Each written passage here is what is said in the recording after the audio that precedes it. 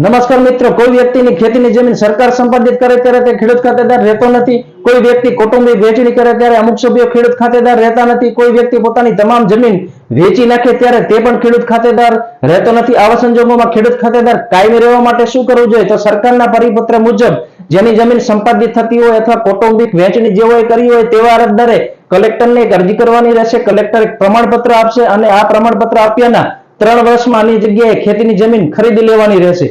વેચાણના કિસ્સામાં અરજદારે કલેક્ટરને અરજી કરવાની રહેશે. કલેક્ટર એક પ્રમાણપત્ર આપશે અને ત્યારબાદ 2 વર્ષમાં અન્ય જગ્યાએ ખેતીની જમીન ખરીદી લેવાની રહેશે. આમ તે ખેડૂત ખાતેદાર તરીકે કાયમી રહી શકશે.